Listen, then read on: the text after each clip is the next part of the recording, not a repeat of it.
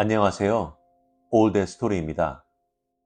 오늘 소개 작가는 미국의 소설가이자 극작가인 헨리 슬래서입니다.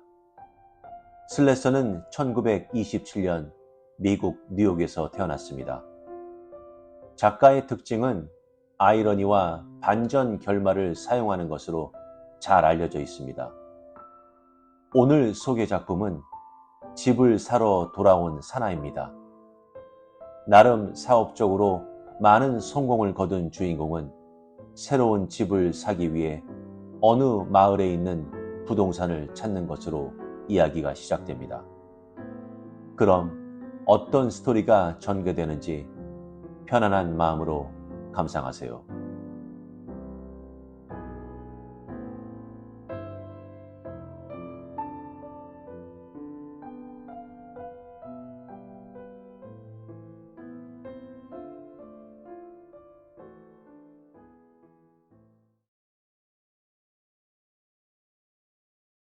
집을 사러 돌아온 사나이 헨리 슬래서.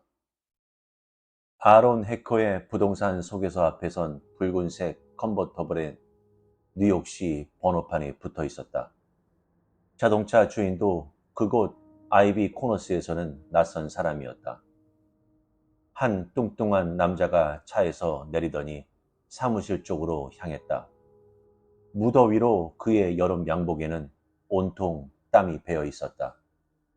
한 50쯤 돼 보였다. 얼굴은 벌겋게 달아올랐지만 작은 두 눈은 마냥 맑고 서리발처럼 차가웠다. 그는 아론에게 목례를 하고 해커 씨인가요? 하고 물었다. 그렇습니다. 아론은 미소 지었다. 무엇을 도와드릴까요, 미스터? 나는 워터벨이라고 합니다. 남자는 이렇게 자기 이름을 대고 나는 시간이 별로 없어요. 그러니 당장 흥정에 들어가는 것이 어떨까요?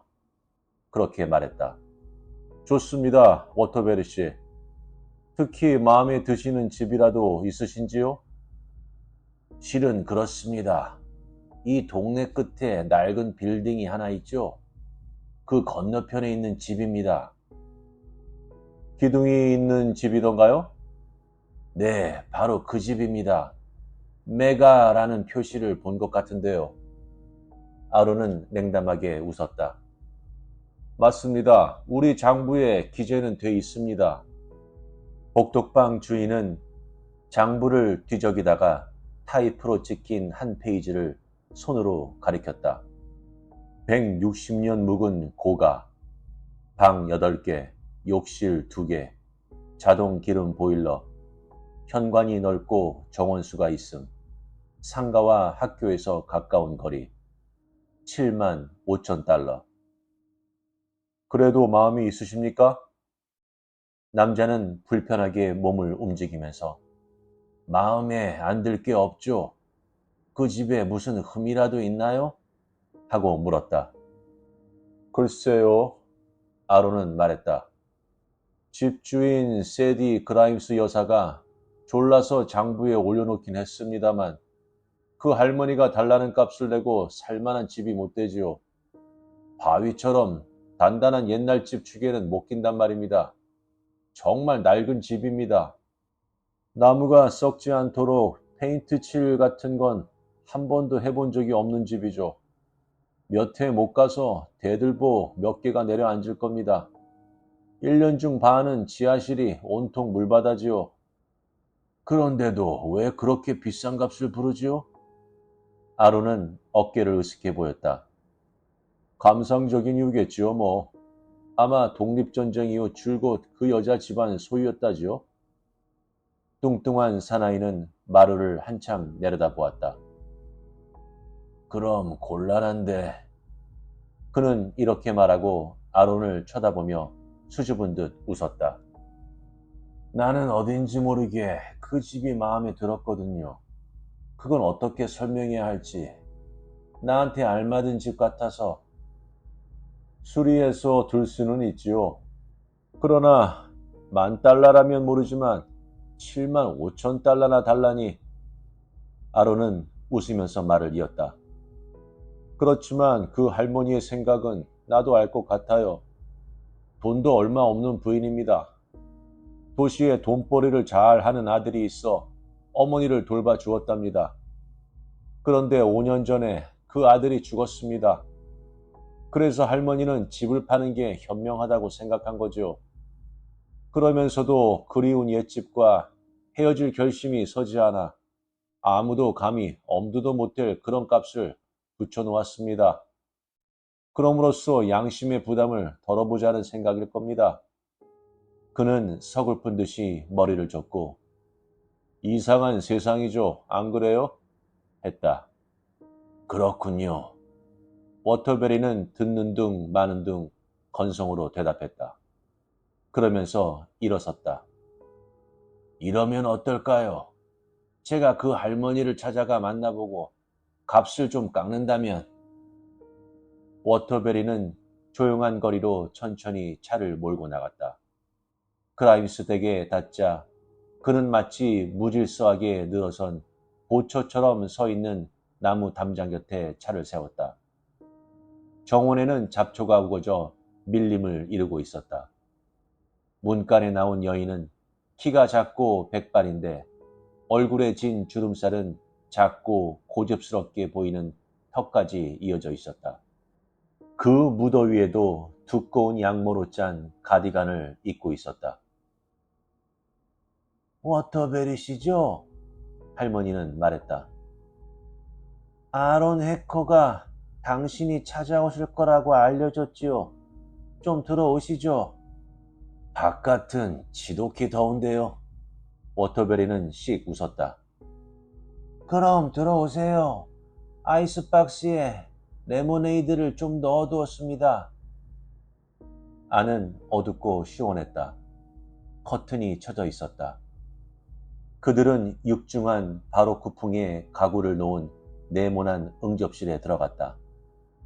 노파는 흔들 의자에 앉아 팔을 근엄하게 포겠다. 자, 그럼? 할머니가 물었다. 뚱뚱한 남자는 헛기침을 그라임스 여사, 조금 전에 대개 부동산 중개인과 이야기를 나누었습니다. 그건 다 알아요. 할머니는 퉁명스럽게 말했다. 혹시 내 마음을 바꿔볼까 해서 당신을 여기까지 보내다니. 아론은 정말 바보란 말이요. 글쎄요. 제가 그런 생각으로 온 것은 아닌데요. 그라임스 여사, 저는 그저 이야기를 좀 나눠보았으면 했을 뿐입니다. 노파가 뒤로 기대앉자 흔들 의자가 비명을 지른다. 말하는 건 돈이 안 드니까 하고 싶은 말이 있거든 해보세요. 예. 그는 하얀 수건으로 얼굴을 닦았다. 이렇게 말씀드리죠. 저는 사업가입니다. 한데 독신입니다. 여러 해 동안 일을 하다 보니 꽤 돈을 모았습니다. 이제는 은퇴할 생각인데 될 수 있으면 조용한 데가 좋겠어요. 저는 아이비 코너스를 좋아합니다. 여러 해 전에 올바니로 가던 길에 이곳을 통과했었지요. 그때 언젠가는 이 고장에 자리를 잡고 살리라는 생각을 가졌어요. 오늘 이 거리를 다시 차를 몰고 지나가다 이 집이 눈에 띄었습니다. 저한테 꼭 알맞은 집인 것 같더군요. 나도 이 집을 좋아한다워, 워터베리 씨. 그러니까 그렇게 공정한 값을 부르는 거죠. 워터베리는 눈을 깜빡였다. 공정한 값이라고요? 그라임스 여사님, 시인하셔야 합니다. 요즘 시세로 이런 집은 많이 나가봤자. 그만하면 됐어요. 노파는 소리쳤다. 워터베리 씨, 당신하고 따지고 싶지는 않아요. 내가 제시한 값을 내놓지 않겠다면 몽땅 없던 일로 해둡시다. 하지만 그라임스 여사, 안녕히 가십시오, 워터베리 씨. 노파는 일어섰다. 손님도 일어서라는 암시였다. 그러나 그는 안 일어났다. 잠깐만, 그라임스 여사. 그는 말했다. 이건 미친 짓이라는 걸 알지만 좋습니다. 요구하시는 대로 내겠습니다. 노파는 그를 한참 동안 쳐다보더니 정말입니까, 워터베리 씨? 하고 물었다. 예, 그만한 돈이 있으니까요. 꼭 그 돈을 받아야만 하신다면 별도리 없지요. 할머니는 희미한 미소를 흘렸다. 레모네이드가 꽤 차졌겠군. 좀 갖다 드릴게요. 그리고 나서 이 집에 얽힌 사연을 이야기해 드리지. 뚱뚱한 남자가 이마에 땀을 닦고 있는데 할머니가 쟁반을 들고 돌아왔다. 남자는 차디찬 레모네이드를 꿀꺽꿀꺽 들이켰다. 이 집에서 할머니는 흔들 의자에 몸을 기대면서 말을 꺼냈다. 1802년부터 우리 가족이 살았어요. 나도 이 집이 아이비 코너스에서 제일 견고하게 지은 집이 아니라는 걸 알아요. 아들 마이클이 태어난 다음에 지하실에 물이 들었는데 그 물은 좀처럼 뺄 수 없었지요.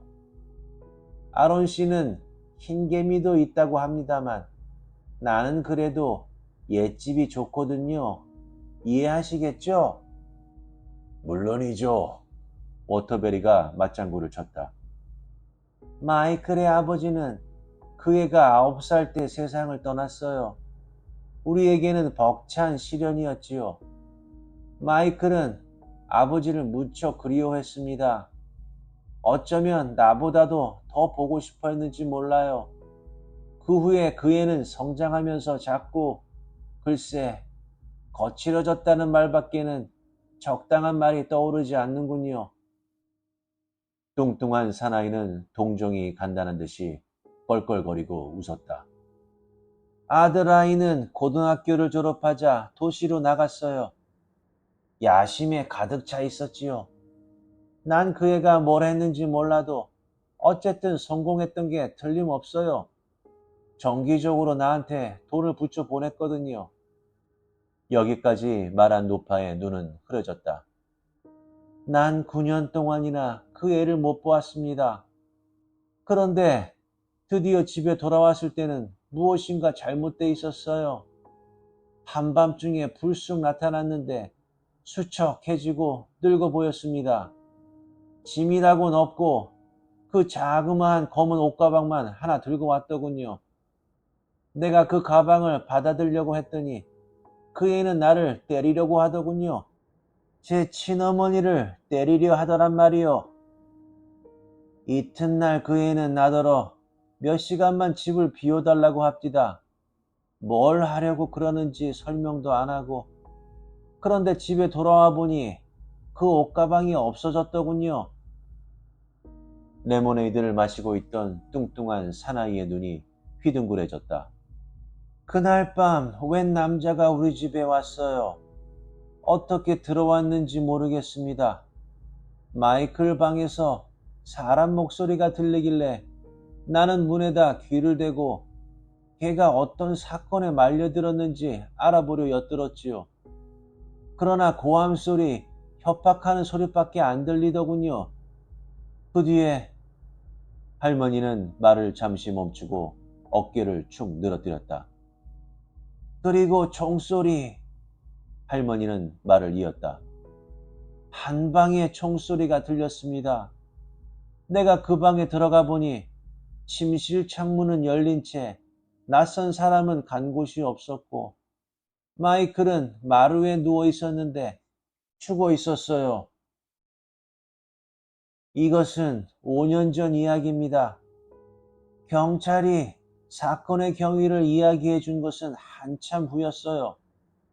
마이클과 또 그 한 남자도 범죄에, 그것도 중대한 범죄에 관련되어 있었다는 겁니다. 그들은 엄청나게 많은 돈을 훔쳤답니다. 그런데 마이클이 그 돈을 들고 튀었다는 거예요. 그리고 이 돈을 이 집 어디엔가에 숨겼대요. 나도 아직 어딘지 모르겠지만 그러자 그 또한 사나이가 자기 몫을 챙기려고 내 아들을 찾아왔지요. 그런데 돈이 없어진 것을 알고 그는 내 아들을 죽인 거죠. 할머니는 얼굴을 들었다. 그래서 나는 이 집을 7만 5천 달러에 팔겠다고 내놓았지요. 내 아들을 죽인 자가 언젠가는 돌아오리라는 것을 알고 있었기 때문이죠. 내 아들을 죽인 그놈은 어떤 값을 치르더라도 이 집을 사려 할 것이라고 생각했기 때문입니다. 나는 오로지 이 집을 엄청난 가격을 내고서라도 사겠다는 사람이 나타날 때까지 기다리기만 하면 되었던 거예요. 이렇게 말한 할머니는 가볍게 의자를 흔들거렸다. 워터베리는 빈 컵을 내려놓고 입술을 핥았다. 그의 눈은 이제 초점을 잃고 있었으며 머리가 어깨 위로 떨어져 제멋대로 흔들거렸다. 이윽고 그는 윽 하고 소리 지르더니 한마디를 내뱉었다. 레모네이드가 왜 이렇게 쓰지?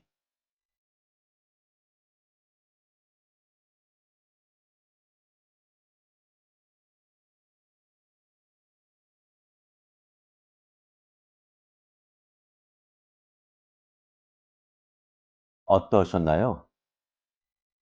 마지막 결말이 놀랍지 않을 수 없는데요. 여러분들은 워터베리 씨가 그 할머니가 기다리던 사람이었을까요? 아니면 그냥 진심으로 그리고 순수한 마음으로 그 집을 살아온 사람인데 그 할머니에게 죽음을 당한 것일까요? 어떤 게 반전일까요? 작품의 제목으로 보아 돌아온 사나이라면 할머니의 아들을 죽인 범인인 것 같은데 좀 애매하긴 합니다. 어쨌든 그 부분은 독자들의 자유로운 판단으로 생각하시면 좋을 것 같습니다. 그렇다면 여러분은 아무리 시세보다 비싸도 마음에 드신다면 집을 사시겠습니까? 참으로 엉뚱한 질문이긴 하네요. 전 안 삽니다. 아니, 못 삽니다.